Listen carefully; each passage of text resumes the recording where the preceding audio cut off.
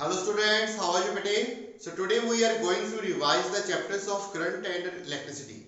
This is my revision video lecture on this chapter, and today we will revise thoroughly, that is what is the different parts of this chapter.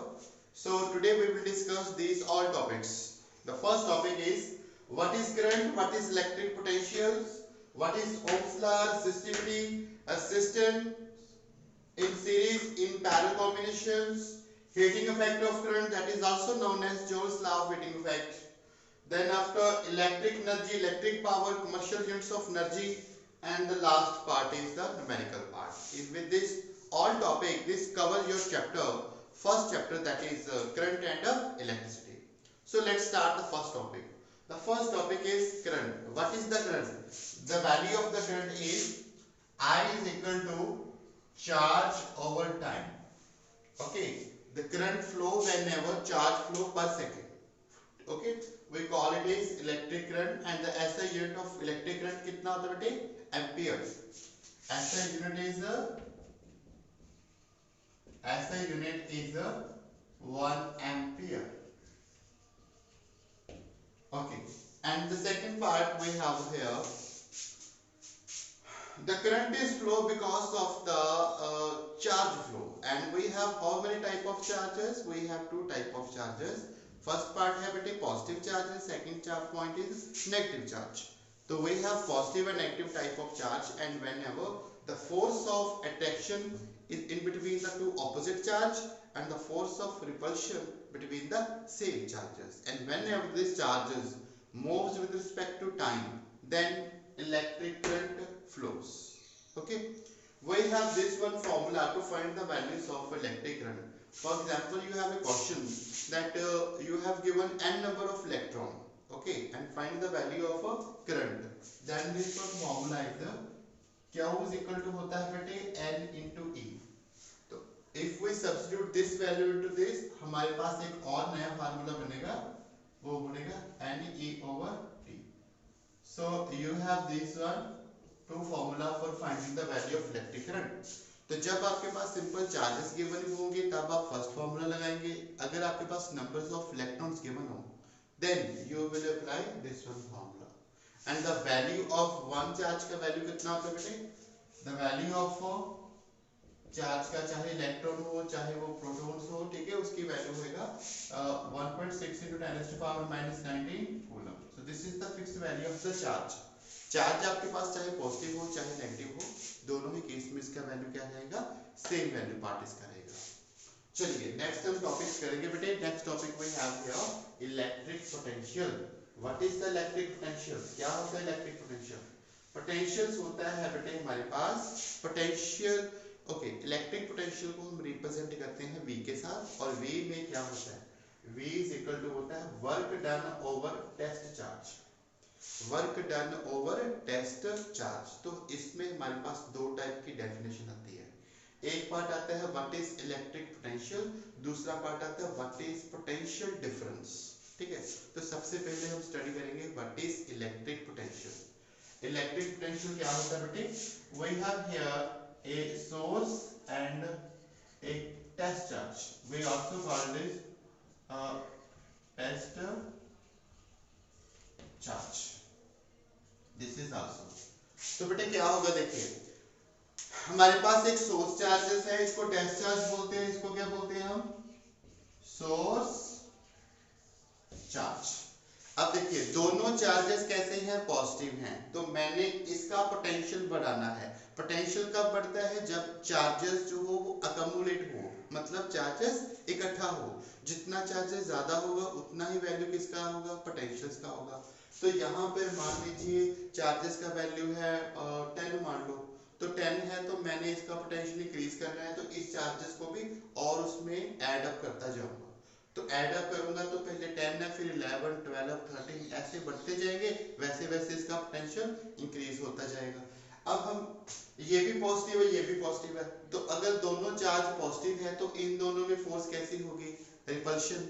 अगर force इनमें repulsion होगी then तो मैंने इस पे charges पे extra force लगाऊंगा, force से रिपल्शन फोर्स से ज्यादा फोर्स लगाऊंगा, so that this charge move towards this one okay, तो मैंने इस साइड पे क्या लगाऊंगा, फोर्स, और इस चार्ज का क्या मूव करेगा, डिस्प्लेसमेंट। तो फोर्स भी लगा और डिस्प्लेसमेंट भी हो गया। वी नो वर्क डन होता है बेटे फोर्स इनटू डिस्प्लेसमेंट। तो हमने इस चार्ज के ऊपर क्या किया, वर्क डन किया। तो वर्क डन पर यूनिट टेस्ट चार्ज। तो वर्क डन किसके ऊपर किया था, इस टेस्ट चार्ज के ऊपर किया था। तो जितना वर्क डन करेंगे उतना पोटेंशियल बढ़ेगा। तो हम कहते हैं इसको what is the potential, work done over test charge. ठीक है, तो work done over test charge. तो वर्क डन हम कहां से कर रहे हैं, हमें क्या पता ये चार्ज कहां पर है। तो हमें इसको डेफिनेशन बोलेंगे, work done to move a test charge from infinity to that point. Simple, infinity मतलब इनफाइनाइट डिस्टेंस से लाके हमने इसको finite point, at that point मतलब उस पॉइंट के पास लाके उसको रख दिया। So what is the definition of electric potential?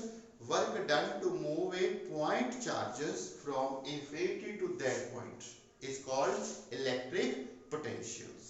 ठीक है, तो this is the definition of electric potential. What is the SI unit of electric potential? कितना होते हैं, SI unit इसके होते हैं बेटे वोल्ट। SI unit क्या होंगे इसके, SI unit आएंगे इसके वोल्ट। तो बेटे चाहे आपका पोटेंशियल डिफरेंस बोला हो, चाहे आपको इलेक्ट्रिक पोटेंशियल बोला हो, दोनों ही केस में इसका पोटेंशियल का वैल्यू होता है बेटे वोल्ट, याद रखिए। एंड नेक्स्ट टॉपिक है हमारे पास, what is the potential difference.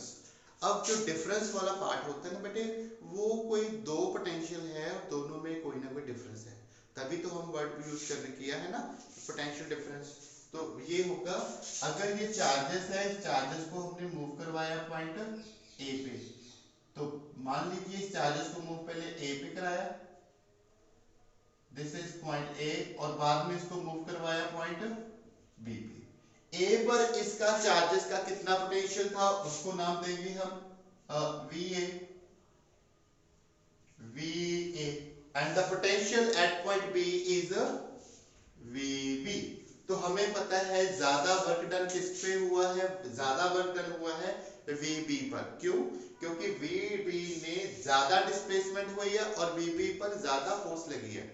VA थोड़ा कम डिस्प्लेसमेंट है, थोड़ा कम उस पे वो हुआ है, वर्क डन हुआ है। तो जितना वर्क डन होगा उतना पोटेंशियल होता है। तो पोटेंशियल VB का ज्यादा है एज कंपेयर टू VA।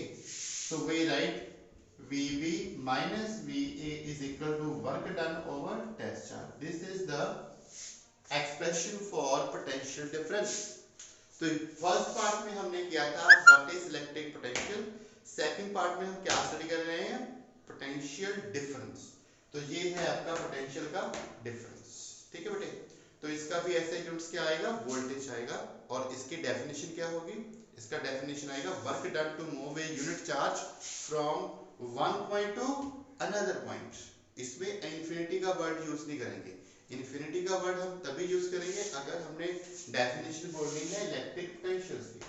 अगर पोटेंशियल का डिफरेंस वाला पार्ट बोलना है तो हम बोलेंगे work done to move a test charge from one point to the another point. बस इन दोनों में इतना ही फर्क होता है। ओके, तो ये था हमारे पास टॉपिक जिसका नाम था electric potential. We have now completed this part. तो बेटे करंट अगर टॉपिक आपका कवर हुआ है तो करंट से रिलेटेड न्यूमेरिकल्स आ सकते हैं, वो आपने खुद करने हैं। ठीक है, number 2 electric potential. Electric potential के भी न्यूमेरिकल्स आते हैं।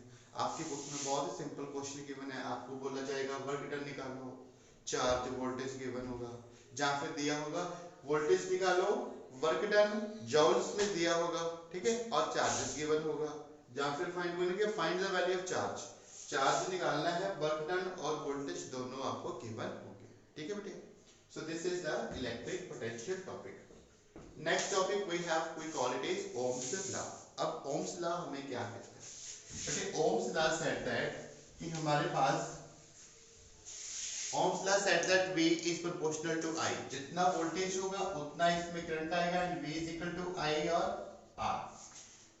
ठीक है, so potential is directly proportional to electric current if the physical condition like temperature pressure remain constants. ठीक है, इसमें V ओम्स लॉ में इसका सबसे पहले आप इसका डेफिनेशन लिखेंगे, then after this is the mathematical expression, इसी के साथ आप इसका छोटा सा डायग्राम भी बना लेंगे।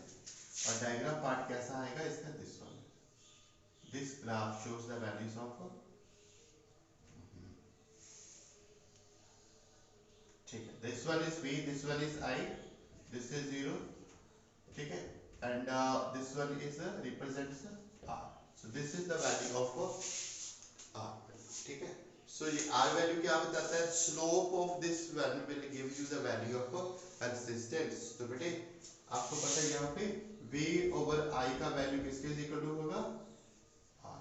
तो resistance we can calculate by drawing the graph between voltage and electric current. अगर आपका ग्राफ कैसा होगा, स्ट्रेट लाइन होगा, तो इसका मतलब है ohm it obeys the Ohm's law. So we have a few type of materials, okay. हमारे पास कुछ ऐसे अच्छे कंडक्टर्स होते हैं जिनमें रेजिस्टेंस का वैल्यू होता है कांस्टेंट। तो कांस्टेंट वैल्यू मतलब कि रेजिस्टेंस उसमें सेम ही रहेगी, जैसे जैसे वोल्टेज बढ़ेगा वैसे वैसे करंट भी इंक्रीज होगा, ठीक है। तो अगर वोल्टेज के साथ करंट भी उतना ही इंक्रीज हो रहा है तब ये ग्राफ बनेगा आपका यूनिफॉर्म ग्राफ। तो इस ग्राफ को बोलेंगे that material will obey the Ohm's law. और हमारे पास कुछ ऐसे मटेरियल्स भी होते हैं जिनमें ओम्स लॉ ओबे नहीं होता, उनको बोलते हैं जो जिन कंडक्टर्स ओम्स लॉ को ओबे करे उसको बोलते हैं हम ओहमिक कंडक्टर। क्या नाम है उसका, ओहमिक कंडक्टर। और कुछ हमारे पास कंडक्टर्स होते हैं जो ओम्स लॉ को ओबे नहीं करते, उस केस में इसका ग्राफ कैसा आएगा बेटे, graph is like this one. तो this one is V and I। तो वोल्टेज इंक्रीज हो रहा है बट करंट इंक्रीज नहीं हो रहा। इसका मतलब कि जैसे वोल्टेज को हमने इंक्रीज किया तो हमारे voltage in the form of heat, ठीक है, हीट क्या है, लॉस ऑफ एनर्जी। वायर को अगर हम ज्यादा वोल्टेज दे रहे हैं तो हमें चाहते हैं कि उसमें ज्यादा करंट आए, लेकिन ज्यादा करंट आए के बजाय वो सारी की सारी एनर्जी, जितना वोल्टेज दिया था वो सारा हीट एनर्जी में चेंज हो गया।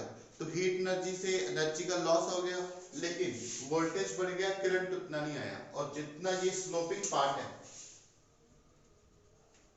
ये वाला पार्ट जितना होगा, ये वाला पार्ट, ये लॉस ऑफ एनर्जी है, ठीक है। और यहाँ पर रेजिस्टेंस का वैल्यू कांस्टेंट नहीं है, कांस्टेंट नहीं है, रेजिस्टेंस यहाँ पे बहुत ज्यादा इंक्रीज हो जाता है।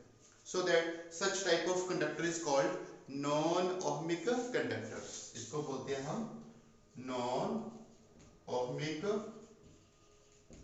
Conductors. So what are the non-ohmic conductors? Are those conductors which do not obey the Ohm's law. Okay.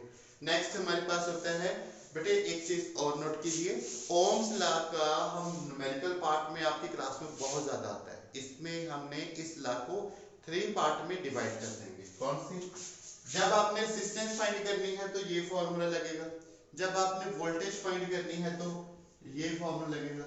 Suppose you have to find the value of current, तो करंट का वैल्यू कितना आएगा बेटे, V ओवर R। तो एक ही formula है, उसको हमने 3 डिफरेंट फॉर्म में कन्वर्ट किया। आपको कोई 2 वैल्यूज गिवन होगी और थर्ड वैल्यू को फाइंड आउट करना है। तो थर्ड वैल्यू को you can calculate with the, you can find the value of voltage, resistance and current. तो आप तीनों को, इसी फॉर्मूले को इस फॉर्म में कन्वर्ट कर सकते हो, ठीक है। रेजिस्टेंस कोई ऐसे यूनिट्स क्या होते हैं बेटे, ओम्स। रेजिस्टेंस के ओम्स के ऐसे यूनिट्स क्या होंगे, आर के हम वैसे कहते हैं ohm. This is the simple part and we call it is ohm. So अब आपको क्लियर हुआ करंट के यूनिट्स क्या होते हैं, एम्पियर, और वोल्टेज के कितने होते हैं, वोल्ट, जिसको हम इलेक्ट्रिक पोटेंशियल बोल देते हैं, बैटरी का ईएमएफ, ठीक है, उसके यूनिट होते हैं वोल्ट। और रेजिस्टेंस के यूनिट क्या होंगे, ओम्स। ओके, नेक्स्ट हमारे पास टॉपिक आता है resistivity. What is resistivity? So let's start next topic, that is called resistivity. In case of resistivity we have here now, okay, we know that resistance depends on what factor. तो बेटे resistance जो होती है हमारे पास वो depend करती है, R is proportional to L, R is inversely proportional to area. If we add, we have R is equal to R proportional to L upon A, which is equal to rho into L upon A. This is called resistance, and this rho is called RA over L, and this is called resistivity. We call it is resistivity. ठीक है, तो resistivity को हम कैसे represent करते हैं? रो। इसके units क्या होते हैं? इसके यूनिट्स होंगे बेटे ओम मीटर। ठीक है, इसके यूनिट्स क्या होंगे? ओम मीटर। तो रेसिस्टिविटी बेटे हमारे पास क्या होती है? रेसिस्टिविटी में हम एक्सप्लेन करते हैं कि रेसिस्टेंस कौन से फैक्टर पे डिपेंड करती है। तो रेसिस्टेंस कौन से फैक्टर पे डिपेंड करती है? Resistance depend on length.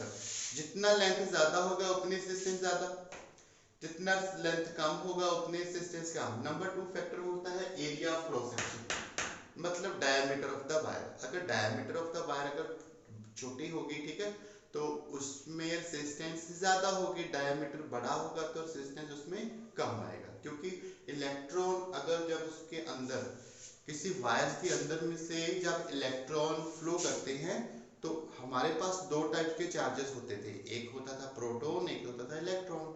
एक पे पॉजिटिव चार्ज है, एक पे नेगेटिव चार्ज है। जब बैटरी के साथ किसी वायर को कनेक्ट करते हैं, एक बैटरी का पॉजिटिव टर्मिनल, एक टर्मिनल नेगेटिव टर्मिनल, तो उस पॉजिटिव नेगेटिव टर्मिनल में से चार्जेस फ्लो करते हैं। तो नेगेटिव चार्जेस जाना चाहते हैं पॉजिटिव के पास और पॉजिटिव जाना चाहते हैं नेगेटिव के पास। अब अगर दोनों चार्जर्स किसी वायर के अंदर ऑपोजिट डायरेक्शंस में मूव करेंगे तो दोनों की वायर के अंदर क्या होगी? अंदर कोलिजन्स। अगर दोनों की कोलिजन्स होगी तो रेजिस्टेंस पैदा होगी, क्योंकि अगर इलेक्ट्रॉन और प्रोटॉन आपस में कोलाइड करेंगे तो हीट एनर्जी प्रोड्यूस होगी, और उसी हीट एनर्जी को हम बोल देते हैं रेजिस्टेंस। तो रेजिस्टेंस को हम क्या कहते थे? रेजिस्टेंस। रेजिस्टेंस को कहते हैं resistance. What is the cause of resistance? के रेजिस्टेंस के होने का क्या कारण है? The cause is that when the opposite charges are moved inside a wire, it collision.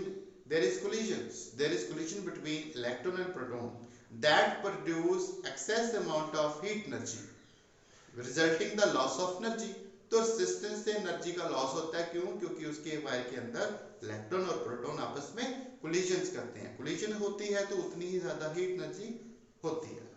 So that अगर ये वायर, अच्छा कोलिजन कब ज्यादा होगी? अगर वायर का डायमीटर छोटा कर देंगे। अगर वायर का डायमीटर हमने बड़ा किया, एरिया ऑफ क्रॉस सेक्शन उसका बड़ा हो गया, तो अब इलेक्ट्रॉन को कोलिजन करने की जरूरत नहीं है, क्योंकि उनको रास्ता आसानी से मिल जाएगा, तो वो आसानी से क्रॉस कर जाएंगे।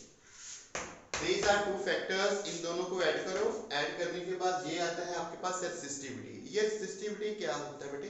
रेसिस्टिविटी होता है अलग अलग मटेरियल की अलग अलग फैक्टर होता है रेजिस्टेंस का। ठीक है, फॉर एग्जांपल सिल्वर की रेसिस्टिविटी बहुत कम होती है, आयरन की उसके कंपैरेटिव थोड़ा ज्यादा होता है बेटे। सो अलग अलग मटेरियल की अलग अलग वैल्यू होती है रेजिस्टेंस की। तो ये नेचर ऑफ मटेरियल को बताता है। रेसिस्टिविटी क्या बताएगा? Nature of material. Different different materials की डिफरेंट डिफरेंट रेसिस्टिविटी होगी। तो रेसिस्टिविटी को अगर हमने निकालना हो तो क्या करेंगे? एरिया ऑफ क्रॉस सेक्शन को r से मल्टीप्लाई डिवाइड बाय l। तो this is the expression for resistivity. तो रेसिस्टिविटी के एसआई यूनिट्स क्या होते हैं हमारे पास? Ohm metre. Ohm metre is the SI unit of resistivity. और इसमें यहाँ पे देखिए, यहाँ पे एरिया है, नीचे एल है। एरिया क्या होता है? Length into breadth. So L से एल कैंसिल हो गया और ब्रेथ के यूनिट्स होंगे मीटर। तो ohm metre is the SI units. Okay, एक और क्वेश्चन बेटे आता है इसमें कि what are the good conductors and what are the bad conductors, या फिर आता है व्हाट आर द अलॉयज, क्या होते हैं। गुड कंडक्टर जो सबसे ज्यादा बेस्ट कंडक्टर्स होता है, that is called silver. Okay, whose resistivity is very very low. Number 2, एक हमारे पास होते हैं बैड कंडक्टर, उनको बोल देते हैं हम insulators. Semiconductors are those material whose conductivity lies between the high and low, whose conductivity is not lies between conductors and insulator। ठीक है, तो ना तो उसमें कंडक्टर्स होते हैं ना ही वो इंसुलेटर्स होते हैं, मतलब मीडियम शेप में होते हैं वो। That is called as semiconductors. Semiconductor की एग्जांपल कौन सी होंगी? Germanium and silicon. Semiconductors की होती है एग्जांपल सिलिकॉन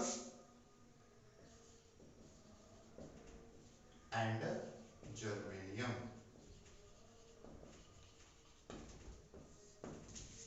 कंडक्टर की एग्जांपल्स क्या होगी? Silver, copper, iron. इंसुलेटर की एग्जांपल क्या आएंगे? इंसुलेटर जिसमें करंट फ्लो नहीं करता, क्या आएगी? Plastic, rubber, glass, mica, quartz. ठीक है, these all are called insulators. चलिए नेक्स्ट हम पढ़ते हैं next topic that is called resistor in series and in parallel combinations. तो resistor in series and in parallel combinations में हमने इसको डायग्राम पार्ट से किया था। तो बेटे डायग्राम बना के हमने इसको एक्सप्रेस किया था। रेसिस्टर इन सीरीज में क्या होता था? रेसिस्टर, ठीक है, तो इसको हम कहते थे बैटरी के साथ कनेक्ट कर देते थे, ये वाला पार्ट था, यहाँ पे लगा देते थे हमने कीज भी लगा देते थे। इसका वोल्टेज था टोटल, इसका वोल्टेज V1, इसका वोल्टेज V2 और इसका voltage V3, but total voltage कितना होता था? V होता था। This value is R1, R2, R3। Current flow करेगा यहाँ से, ये पॉजिटिव है नेगेटिव है, करंट फ्लो करेगा I, और यहाँ से करंट आएगा I। This is the. अब इस डायग्राम को अच्छे से देखिए, इसमें आपको बताया गया है whenever three resistors are connected in series, जब हमारे पास थ्री रेसिस्टर्स होते हैं और उनको हमने कनेक्ट किया है सीरीज। सीरीज का मतलब R1, R2, R3, these three one are connected in series combinations। Series में वोल्टेज डिवाइड होता होगा बेटे। मान लीजिए बैटरी का वोल्टेज कितना है? बैटरी का वोल्टेज है 6 वोल्टेज की बैटरी है, तो उसको 3 पार्ट में डिवाइड करो, कितना चला जाएगा? 2 2 2। तो नेचुरल बात है R1 के पास वोल्टेज आएगा 2 वोल्टेज, इसके पास भी आएगा 2 और इसके पास भी आएगा 2। लेकिन सारे वोल्टेज का टोटल करो तो sum of all voltage equal to V। ठीक है, तो V का वैल्यू क्या होता है? V इज इक्वल टू होता है V1 plus V2 plus V3। और V का फॉर्मूला क्या होता था? According to Ohm's law V is equal to IR। तो इसको वैल्यू पुट कर देते थे, ये IR, और ये V1 किसका है? IR1 का, IR1। इसका वोल्टेज कितना आएगा? IR2, IR3। I यहां से कॉमन ले लो बेटे, तो वैल्यू कितना आ जाएगा? R1, R2 और R3। I से I कैंसिल और R इक्वल टू बनेगा R1, R2 plus R3। This is the value. तो ये हमारे पास होता था रेसिस्टर इन सीरीज कॉम्बिनेशन। याद रखने वाली जो बात है बेटे, एक तो आपने फॉर्मूला याद रखना, we call it is resistance in series. तो सीरीज है तो हमने S लिख देंगे उसके पावर में, ठीक है। तो रेसिस्टर इन सीरीज कॉम्बिनेशंस में रेसिस्टर की वैल्यू को सम अप करेंगे, ऐड अप करेंगे। अगर 2 रेसिस्टर है तो R1 प्लस R2, 3 रेसिस्टर है तो R1 plus R2 plus R3, ऐसे रेसिस्टर को हम ऐड अप कर लेंगे। ओके याद रखना है रेसिस्टर में वोल्टेज का वैल्यू डिवाइड होगा और करंट सब में क्या रहेगा? सेम रहेगा, ठीक है। ये बहुत इंपॉर्टेंट पॉइंट है, ये आपने याद रखना। अब हम करेंगे next topic that is called resistor in parallel combination. तो पैरेलल कॉम्बिनेशंस में क्या होता है बेटे? वैल्यू उसका होता है सेम। पैरेलल कॉम्बिनेशंस में हमारे पास होते हैं 1 2 3, ये लग गया बैटरी, ये लग गया की, और ये लग गया पॉजिटिव नेगेटिव करंट। तो इसका वोल्टेज क्या रहेगा? सेम। तो याद रखने वाली बात है बेटे, पैरेलल कॉम्बिनेशन में करंट डिवाइड होगा, वोल्टेज क्या रहेगा? सेम। ये जो वैल्यू है पोटेंशियल इसका, ये 2 टर्मिनल है बेटे, terminal A and terminal B, ये value R1, R2 and R3। इसमें करंट क्या हो जाएगा? डिवाइड। तो टोटल करंट क्या? I, यहां से चलेगा I1, this is I2 and this is I3।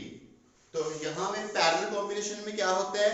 Current का वैल्यू डिवाइड्स होता है बेटे और वोल्टेज का वैल्यू सेम रहता है। और सीरीज कॉम्बिनेशन में क्या होता था? वोल्टेज का वैल्यू डिवाइड होता है और करंट सेम होता है। तो करंट का वैल्यू बढ़ जाएगा और करंट का वैल्यू डिवाइड हो जाएगा। अब हमने करंट डिवाइड हो रहा है तो total current I is equal to कितना होगा, I इज इक्वल टू होगा I1 plus I2 plus I3। तो ये था हमारे पास total value of current I is equal to I1 plus I2 plus I3।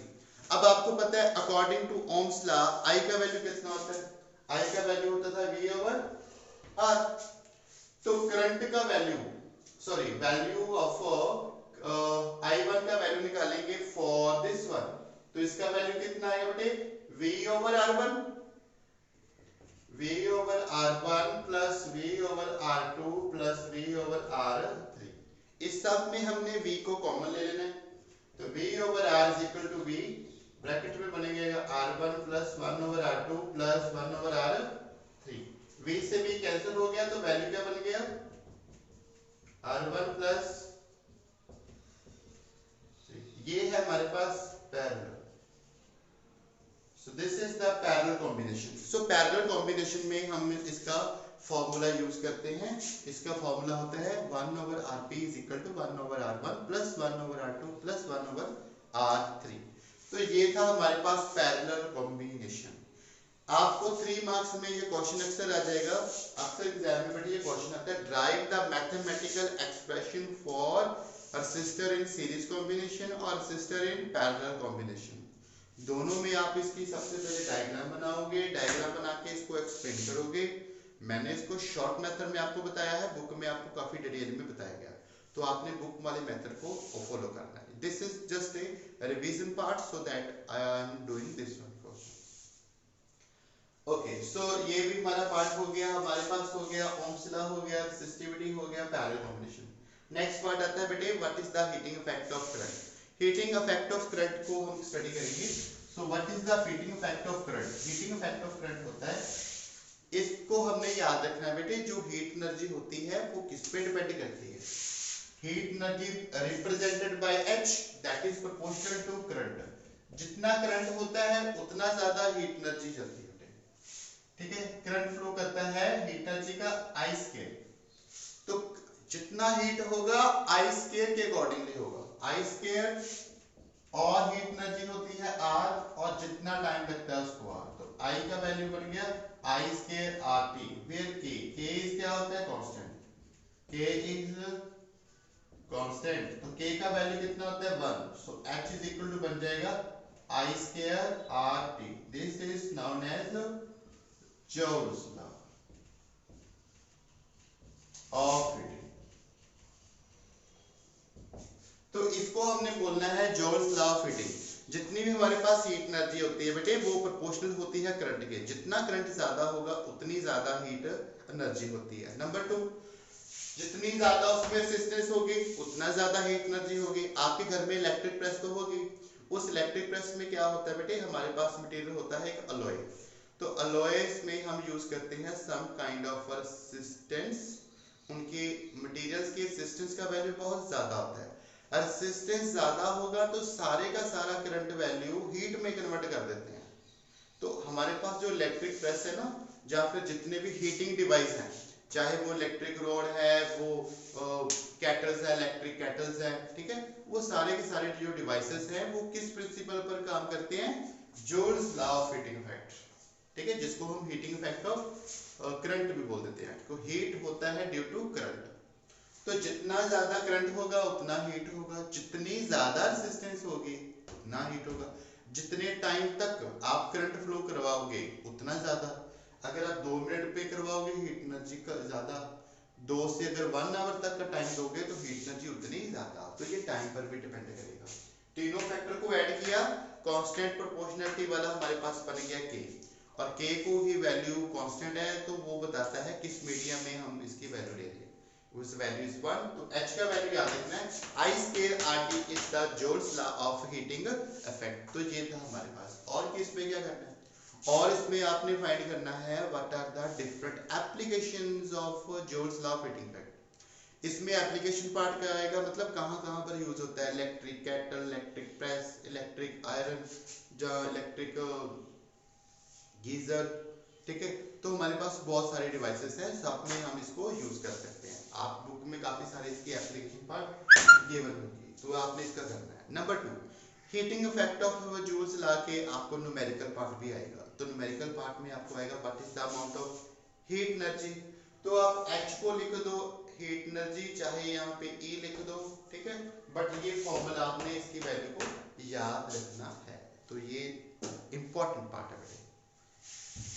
Okay, आपके पास एक छोटा सा क्वेश्चन आता है बेटे, वो क्वेश्चन होता है कि name the material which have high resistance. वो कौन से मटेरियल्स होते हैं जिनमें रेजिस्टेंस का वैल्यू हाई होता है। तो वो 3 टाइप ऑफ मटेरियल होता है जिसमें रेजिस्टेंस का वैल्यू बहुत हाई होता है, एंड दैट वन इज होता है कांस्टेंटाइन, number 2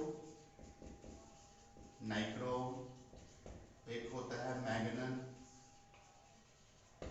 So these are 3 material which have high value of resistivity. इनमें resistivity की वैल्यू बहुत ज्यादा होती है। resistivity की वैल्यू ज्यादा होगी तो क्या होगा, ये इनमें से जब भी करंट को पास करवाएंगे ये सारे करंट को किस में कन्वर्ट कर देंगे, हीट एनर्जी में। तो इन मटेरियल को हम यूज करते हैं Joule's law of heating effect में। तो in these are the material which have high value of resistivity, और जिनमें रेसिस्टिविटी की वैल्यू लो होगी उनमें करंट ज्यादा होगा, ठीक है। तो वो क्या था, सिल्वर, कॉपर, ठीक है। This are the application of low resistivity, और इसकी रेसिस्टिविटी क्या होगी, high resistivity. And we call it is alloys. What is alloys? Mixing of two materials. Okay, we call it is alloys. Next हमारे पास topic है बेटे electric energy, electric power, ठीक है। What is the electric energy? Electric energy हमारे पास होता है energy, energy का power होता है बेटे VIT, और क्या फॉर्मूला होगा बेटे इसमें। अब हमने this is the very basic law for electric energy. एक हमने क्या करना है, ओम्स लॉ को यूज करेंगे। सबसे पहले V का वैल्यू क्या आता था ओम्स लॉ में, V is equal to IR। तो IR का वैल्यू जहां इसमें पुट कर दो, आपके पास बन जाएगा I स्क्वायर RT। ये बन गया आपका जोल्स लॉ ऑफ हीटिंग इफेक्ट। अब I का value from the Ohm's law निकालो और उसको इसमें पुट कर दो। I का वैल्यू होता है V ओवर R, तो ये बन गया आपका V स्क्वायर ओवर RT। तो फोर्थ इसका पार्ट होता है बेटे हमारे पास करंट का वैल्यू होता है power, power into time. Power को टाइम के साथ मल्टीप्लाई कर दो। This are the very important 4 formulas. बेटे आपकी बात है कि मेरी याद रखना, इलेक्ट्रिक एनर्जी और इलेक्ट्रिक पावर के न्यूमेरिकल आपको आने ही आने हैं। स्पेशली में 4 टाइप्स के न्यूमेरिकल है जो एग्जाम में पक्का आएंगे। फर्स्ट पार्ट होगा find the house hold electricity bill for the month of this whenever 1 और 2 3 अप्लायंस आर कनेक्टेड, ठीक है। 2-4 अप्लायंस कनेक्टेड है, उनकी आपने टोटल वैल्यू वोल्टेज को किस एनर्जी को किस में फाइंड करना है, किलोवाट आवर में पहले इसको फाइंड करेंगे, बाद में उसको ही वैल्यू को number of price of unit है उसमें मल्टीप्लाई कर देंगे, तो आपका कोस्ट आ जाएगा, कोस्ट निकाल देंगे। तो इसमें एनर्जी के ये सारे वाले फॉर्मूलेज हैं, ये फॉर्मूलेज आपको याद करने बेटे। नंबर 2 आता है इलेक्ट्रिक पावर। इलेक्ट्रिक पावर क्या होगा बेटे, power is equal to VI, और power is equal to, power का फॉर्मूला होता है बेटे हमारे पास, पावर इज इक्वल टू होता है एनर्जी ओवर टाइम। पावर का फॉर्मूला एनर्जी ओवर टाइम।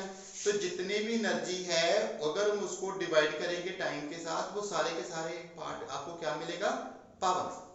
इस एनर्जी को डिवाइड कर दो बाय टाइम से, तो क्या बन जाएगा फार्मूला पावर का। तो T से T कैंसिल हो गया, VI बन गया। एक ये देखिए, इसको हमने टाइम के साथ कट कर दो तो वैल्यू किसका बन गया, power is equal to energy over time. यहां से पावर निकाल सकते हो टाइम को इसके नीचे डिवाइड करके। और कौन से पार्ट हो गए, ये वाले पार्ट, इनको डिवाइड कर दो बेटे, I स्क्वायर R, और ये बनेगा V स्क्वायर ओवर R। तो these are the 4 very important formulas for finding the values of electric power. Okay, next हम स्टडी करेंगे इसके SI यूनिट्स। तो एनर्जी के यूनिट्स क्या होते हैं हमारे पास, जॉल। इसके एनर्जी के यूनिट्स होते हैं बेटे जॉल।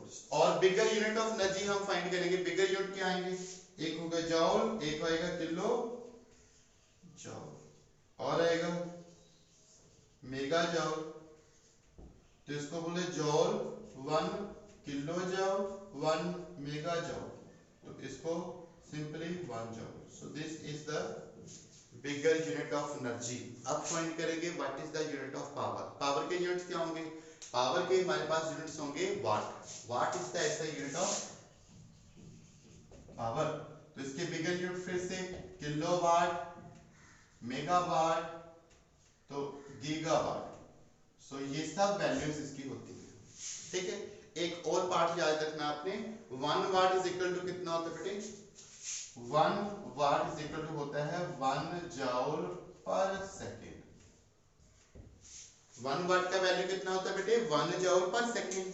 पावर है ना, देखिए, तो एनर्जी की यूनिट्स जॉल और टाइम का सेकेंड, तो जॉल पर second is the value of 1 वाट। 1 वाट को हम ऐसे भी कन्वर्ट कर सकते हैं। आगे हम एक और पार्ट करेंगे, what are the commercial units of energy. तो कमर्शियल यूनिट्स ऑफ एनर्जी या कमर्शियल यूनिट्स ऑफ पावर, दोनों को हम अच्छे से स्टडी करेंगे। फर्स्ट पार्ट आता है हमारे पास कमर्शियल यूनिट्स ऑफ एनर्जी। तो एनर्जी को हम कौन से कमर्शियल यूनिट्स में मेजर करते हैं?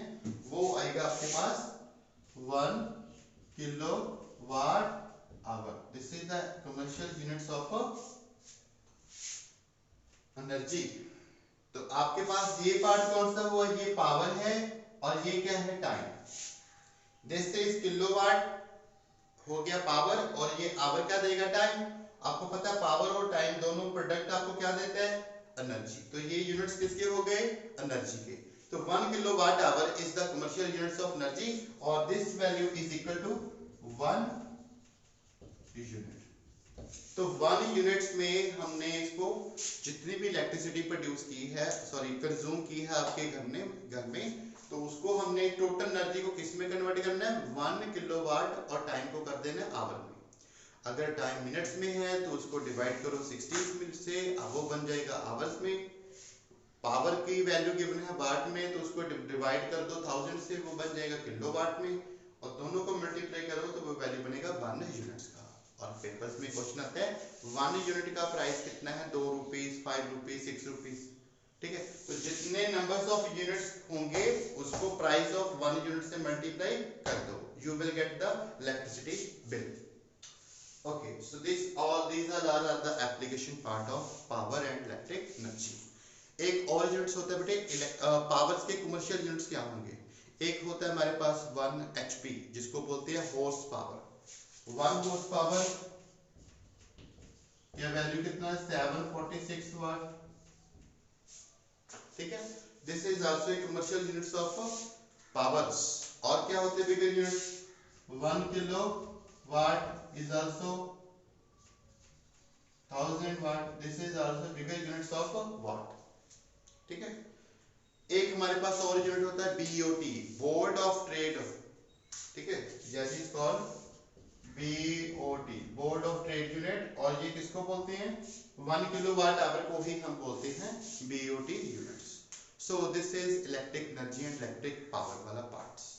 नेक्स्ट हम स्टडी करेंगे बेटे, that is what is the numerical part. तो न्यूमेरिकल में याद रखिए, आपको एक मैंने क्वेश्चंस काफी करवाए हैं जूम क्लासेस में, स्पेशली करवाए हैं। जिन बच्चों ने मेरी जूम क्लास अटेंड की है उनको पता है कि मैंने उनको काफी ज्यादा प्रैक्टिस करवाई है of chapter current electricity, specially the numerical part. तो न्यूमेरिकल पार्ट में बेटे एक आएंगे numerical of resistor and series, ठीक है। तो जब रेसिस्टर कनेक्टेड होगा सीरीज और पैरेलल कॉम्बिनेशंस में, उसमें हम फाइंड करते थे what is the value of electric current, value of voltage, value of total value of resistance. तो सीरीज पैरेलल कॉम्बिनेशन वाले न्यूमेरिकल सारे करो, Joule's law of heating factor वाले सारे करो, और क्या करने हैं? पावर वाले निकालो, एनर्जी वाले निकालो, ठीक है। ये सारे के सारे न्यूमेरिकल आप मैक्सिमम ट्राई करो। So this is the part of आपका revision video lecture on chapter of current and electricity. मैंने कोशिश की है आपको सारे का सारा पार्ट इसमें कवर अप करवाने के लिए, ठीक है। बाकी स्टिल कोई डाउट हो then you can call me, okay, and thank you.